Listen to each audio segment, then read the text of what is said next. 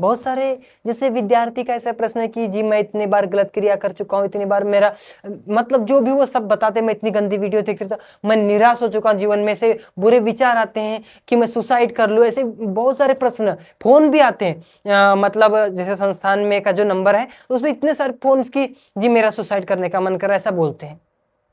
अब सुसाइड करके कोई समाधान है? सुसाइड निराश होने से क्या मिलेगा बताइए? आप निराश हो गए, क्या मिलेगा बताइए? अरे जो मिलना था वो भी गया। ये और ये कौन, ये पूरी मन की चाल है। ये आप नहीं सोच रहे ऐसा, ये मन सोचवा रहा है आपसे। आप तो परमानंद को प्राप्त करने के लिए मतलब पैदा हुए। आप तो उस परमात्मा के अंश में हैं, परमात्मा के अंश है, और आप ऐसा ये नहीं, ये तो सब मन की चाल है। ये नीचे गिराने को देखता है हर पल। ये आप नहीं सोच रहे भाई, ये आपका नहीं है। देखिए आप मन में ये कभी भी हीन भावना नहीं कि यार मैं ऐसा नहीं कर सकता, क्यों नहीं कर सकते? पूर्ण साधन युक्त है, फिर भी नहीं कर पा रहे हैं, क्यों? देखिए ये मन है, ये आप नहीं चाह रहे हैं, ये मन चाह रहा है। ये आपकी बुरी आदतें आपको घुटना टिका रही है और ये मन के कारण टिका रहा है। तो बस अब कोशिश ये कीजिए, जब भी मन में ऐसा विचार आया कि नहीं मुझे बस मर के क्या होगा भाई, तो आप तुरंत अपनी दिनचर्या पर फोकस कीजिए, विचार को हटाओ। निराश नहीं होना है कि यार अब नहीं, मैं नहीं, क्यों नहीं, निराश नहीं। अरे हजारों बार भी गिरेंगे, लाखों बार भी गिरेंगे, फिर भी उठना है, फिर भी उठना है। ये नहीं कि अरे नहीं, गिरने के लिए पैदा हुए। अरे गिर गए, फिर उठना है, फिर उठना है, फिर उठना है। गिरे रहने के लिए, गिरे पड़ने के लिए नहीं। देखो ध्यान रखिए, जब व्यक्ति गिरता है और निराश हो जाता है तो उसके पास कुछ भी नहीं रहता। लेकिन जब गिर गया, गिरता कौन नहीं, जितने सफल व्यक्ति है उनसे पूछिए क्या आप कभी गिरे नहीं, कभी असफल नहीं? सब बताएंगे कि असफल हुए। सब बोलते कि हाँ हमने मन से लड़ा है। जितने योगी महापुरुष भी है सब मन से लड़े हैं, और उनके मन में भी शायद सुसाइड का विचार आया हो, ऐसा नहीं उसे आया हो, ऐसा भी हो सकता है उनके भी मन में आया हो, लेकिन वो लड़े हैं, परिस्थितियों में संभले हैं। तो जब भी बुरा विचार आए सत्संग से जुड़ो, पवित्रता और परमात्मा पर विश्वास करो, परमात्मा पर कि नहीं अपनी दिनचर्या सुधारो, और अपने आप को कर्ता भाव नहीं कि मैं कर रहा हूं, मैं कुछ नहीं, बस मैं तो एक कर्तव्य भाव से, एक निमित्त मात्र से कर रहा हूं, बाकी सब तो परमात्मा। ऐसा सोच करके, और हमेशा हैप्पीनेस, परमात्मा से बातें करें, और लोनलीनेस नहीं फील करना कि मैं अब अकेला हो गया। नहीं, आप तो अकेले है ही ना। हमारा सच्चा मित्र कौन है पता है? परमात्मा, और कोई नहीं। ये तो दुनिया तो आते जाते रहेगी, बोल देगी नहीं मुझे बहुत हर्ट किया है, मुझे बहुत दुख दिया है हमारे लोग जनों ने।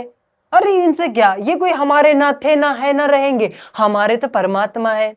देखो हमें कितना संभाल के रखते हैं, अभी भी आप संभले हुए हैं तो परमात्मा की मेहरबानी है। अपना क्रेडिट नहीं लेना कि मैंने नहीं। अगर कुछ गलत हो रहा है मेरे जीवन में तो वो मेरी नादानी, लेकिन कुछ अच्छा हो रहा है मेरे जीवन में तो परमात्मा की मेहरबानी। इस प्रकार, और सदैव हैप्पी बने रहे, और अपना खुश, मतलब निराश, देखो ऐसा नहीं, निराश परिस्थिति में भी बहुत झंझट चल रही फिर भी खुश रहे। और खुशी कैसे होगी? जब आप देखेंगे कि परमात्मा सर्वव्यापक है, परमात्मा मुझ में भी व्याप्त है, परमात्मा मेरे अंदर भी है, और मैं परमात्मा का ही तो एक अंश हूं। तो फिर जब परमात्मा का शेर का मतलब एक जब हम शेर के बच्चे हैं, उस परमात्मा के बच्चे हैं ना हमारे। देखो हमारा और परमात्मा के बीच पता है क्या संबंध है? पिता और पुत्र का, माता और पुत्र का, और मित्र और मैंने मित्रता वाला संबंध है कि तुम मेरे मित्र हो, मित्र बंधु का, और वो मतलब व्याप्य व्यापक, इस तरीके के हमारे संबंध है उनके साथ में। तो एक पिता पुत्र का भी संबंध है। तो जब हमारे पिता इतने बलवान, इतनी बड़ी सृष्टि बनाई, हम इतने बड़े राजा के बेटे, वो तो राजा है और प्रजा में हम उसके हैं, जब हमारा राजा इतना बड़ा था, हमें क्या किस बात की चिंता? बस हम तो बिल्कुल पकड़ एकदम लगे रहेंगे, ऐसे सोचना है। ये मन में निराशा चलो आ भी गई, तुरंत लड़ो। अरे नहीं तो क्या, हमें निराश नहीं होना, हमें लड़ना है। हमें प्रॉब्लम आई, अरे प्रॉब्लम तो आती रहेगी, ये समझ। देखो सुख है दुख आएगा, दुख है फिर सुख आएगा, तो चलता है, क्रम है। आज दुख है सुख आएगा, ये सोचो सुख आएगा ना। जैसे सबरी है ना, रोज रोज राम आएंगे, राम आएंगे, कभी निराश नहीं हुई, राम आएंगे। रोज तुम जैसे जैसे हमारे भी जीवन में जैसे कभी ऐसी बड़ी बुरी परिस्थिति आएगी, नहीं अच्छी परिस्थिति आएगी, अच्छी परिस्थिति आएगी, हमेशा यही विचार, अच्छी परिस्थिति आएगी, अच्छी परिस्थिति आएगी, आज दुख है कल सुख होगा, दिन के बाद रात होती ही है, अरे कोहरा कितना भी हो एक सूर्य की किरण पड़ेगी सब हट जाएगा। तो बस आपके अंदर एक सात्विक विचार, एक सात्विक, तब बस पूरा नेगेटिविटी हट जाएगी, सब हट जाएगा बस। और ये होगा कैसे? परमात्मा का नाम जप करो, उसी समय परमात्मा के ध्यान में लग जाओ, एकदम आंखें बंद करके नाम जप शुरू कर दो। बुरे विचार आए, नाम जप शुरू, ओम ओम ओम, ओम सर्वव्यापक, ओम न्यायकारी, ओम ओम, और तुरंत एक मंत्र का, गायत्री मंत्र का जाप शुरू कर दो, एकदम चाहे ऊंची आवाज में, चाहे वेदों के मंत्र शुरू, ओम विश्वाणी देव सवितर दुरितानि परासु यद्भदन्तन्नासु ओम अग्ने सुपता, एकदम चलाने लग जाओ, मंत्र पाठ शुरू कर दो। या तो आपने आप जो अध्ययन करते उसका पाठ शुरू कर दो, उसका आवर्तन तुरंत हटाओ, इस तरीके से करना है। ये बुरे विचार से नहीं, ऐसे तो यार गिरा देगा, ऐसे तो हजारों बार गिरते रहे और गिरेंगे और गिरेंगे, ऐसे तो फिर जन्म क्यों हुआ?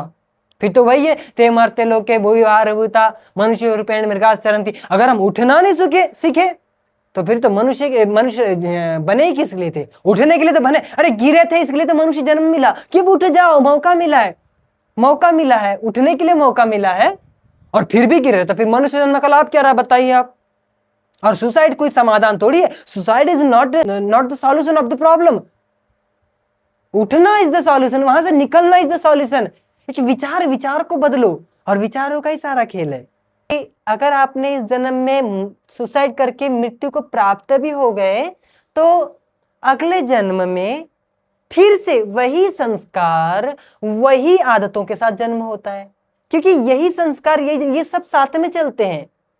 अगर सब साथ में नहीं चलते तो जो माता पिता एक ही माता पिता के 2-4 बच्चे हैं तो चारों एक समान होना चाहिए थे, क्योंकि चारों को माता पिता ने सेम भोजन खिलाया, वैसा ही व्यवहार किया, वैसे गुरुकुल में पढ़ा, सब कुछ वैसे था। लेकिन कोई बच्चा बड़ा उत्तीर्ण तीव्र हो जाता है, कोई बच्चा बहुत निचले स्तर में, कोई बहुत निकृष्ट कार्य कर जाता है, तो कोई बहुत उत्कृष्ट कार्य कर जाता है। वो क्यों? क्योंकि उसके पिछले जन्म के संस्कार है, वह अपने पिछले जन्म की आदत भी लेकर के आया है। जब भी हमारा जन्म होता है तो हम अपने मन बुद्धि चित्त अहंकार के साथ पैदा होते हैं, जो पिछले जन्म में था, जो हमारे पिछले जन्म में संस्कार थे उसके साथ हम पैदा होते हैं।